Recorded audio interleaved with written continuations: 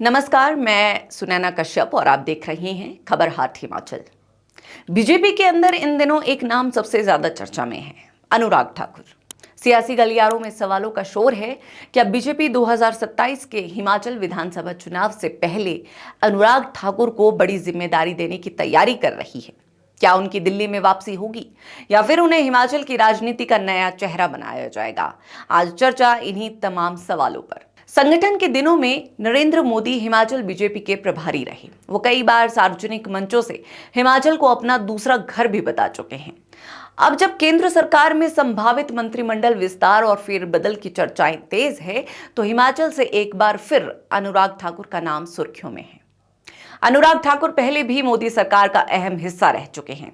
उन्होंने वित्त राज्य मंत्री, कॉरपोरेट मामलों के राज्य मंत्री, सूचना एवं प्रसारण मंत्री और युवा मामले एवं खेल मंत्री जैसे महत्वपूर्ण विभाग संभाले।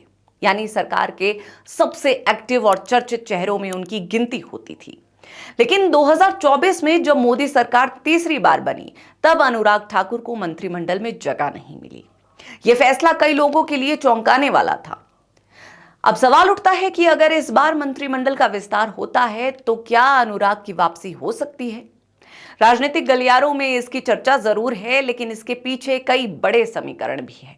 सबसे पहले बात करते हैं हिमाचल के प्रतिनिधित्व की। हिमाचल प्रदेश से इस समय बीजेपी के चारों लोकसभा सांसद हैं। केंद्र सरकार में पहले से ही जेपी नड्डा स्वास्थ्य मंत्री है। ऐसे में कुछ लोग सवाल उठाते हैं कि क्या इतने छोटे राज्य से दो नेताओं को कैबिनेट में जगह मिल सकती है? लेकिन इसका जवाब इतिहास देता है।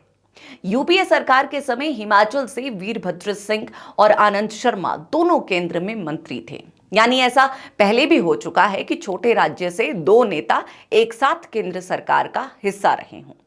इसीलिए केवल ये तर्क कि हिमाचल छोटा राज्य है अनुराग ठाकुर की राह में सबसे बड़ी बाधा नहीं मानी जा सकती। अनुराग ठाकुर लगातार हमीरपुर लोकसभा सीट जीतते आए हैं। 2008 के उपचुनाव से लेकर अब तक उन्होंने अपनी सीट नहीं छोड़ी। हालांकि उनके पिता प्रेम कुमार धूमल 2 बार हिमाचल के मुख्यमंत्री रहे, लेकिन अनुराग ने राष्ट्रीय राजनीति में अपनी अलग पहचान बनाई। संसद के अंदर उनकी सक्रियता हो, खेल प्रशासन में भूमिका हो या अंतर्राष्ट्रीय मंचों पर भारत का प्रतिनिधित्व, उन्होंने खुद को एक राष्ट्रीय नेता के रूप में स्थापित किया है। यही कारण है कि आज भी बीजेपी के युवा नेताओं में उनका नाम सबसे मजबूत नेताओं में लिया जाता है। लेकिन राजनीति में सिर्फ उपलब्धियां नहीं, प्रदर्शन भी मायने रखते हैं। 2022 के हिमाचल विधानसभा चुनाव में अनुराग ठाकुर के संसदीय क्षेत्र हमीरपुर में बीजेपी का प्रदर्शन बेहद कमजोर रहा। उनके प्रभाव वाले इलाके की कई सीटों पर बीजेपी हार गई। सुजानपुर, नादौन, हमीरपुर, भोरंज और बड़सर जैसी सीटें पार्टी नहीं बचा सकी थी।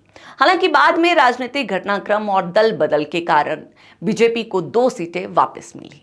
लेकिन चुनावी नतीजों ने यह सवाल जरूर खड़ा किया कि क्या अनुराग अपने क्षेत्र में संगठन को उतना मजबूत रख पाए जितनी उनसे उम्मीद थी। कई राजनीतिक विश्लेषक मानते हैं कि शायद यही एक कारण रहा हो कि 2024 में उन्हें मंत्रिमंडल में जगह नहीं मिली, क्योंकि बीजेपी नेतृत्व प्रदर्शन को सबसे ज्यादा महत्व देता है और इस मामले में पार्टी काफी सख्त मानी जाती है। अब आइए दूसरी बड़ी चर्चा पर। क्या अनुराग ठाकुर को धीरे धीरे हिमाचल की राजनीति में वापस लाया जा रहा है? 2027 में हिमाचल विधानसभा चुनाव होने हैं। बीजेपी सत्ता में वापसी की तैयारी कर रही है। पार्टी के सामने सबसे बड़ा सवाल मुख्यमंत्री का चेहरा भी होगा। एक तरफ पूर्व मुख्यमंत्री जयराम ठाकुर है। उनके समर्थक चाहते हैं कि अगर बीजेपी सत्ता में आती है तो उन्हें दूसरी बार मुख्यमंत्री बनाया जाए।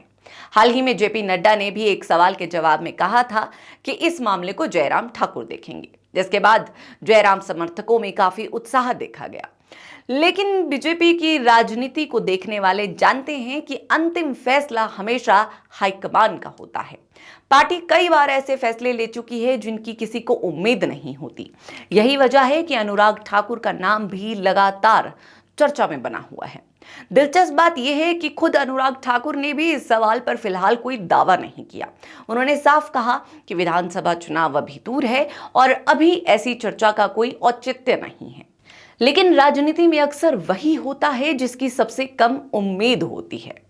एक और महत्वपूर्ण पहलू है, अगर अनुराग ठाकुर को दोबारा केंद्रीय मंत्री बनाया जाता है तो इसका सीधा राजनीतिक संदेश हिमाचल तक जाएगा।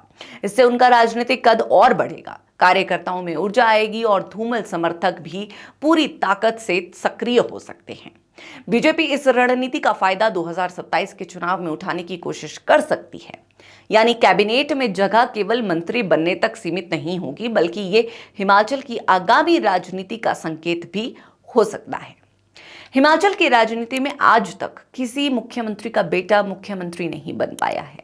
इस समय अगली पीढ़ी के दो बड़े चेहरे सबसे ज्यादा चर्चा में रहते हैं, बीजेपी से अनुराग ठाकुर और कांग्रेस से विक्रमादित्य सिंह। दोनों के पिता हिमाचल के मुख्यमंत्री रह चुके हैं और दोनों अपनी अपनी पार्टी के भविष्य के नेताओं में गिने जाते हैं। यानी आने वाले सालों में हिमाचल की राजनीति इन दोनों नेताओं के इर्द गिर्द भी घूम सकती है। राजनीतिक विश्लेषकों का कहना है कि अनुराग ठाकुर के बारे में पिछले 2 साल में कई तरह की चर्चाएं चली। पहले कहा गया कि एनडीए के सहयोगी दलों को जगह देने के कारण उन्हें मंत्रिमंडल में शामिल नहीं किया गया।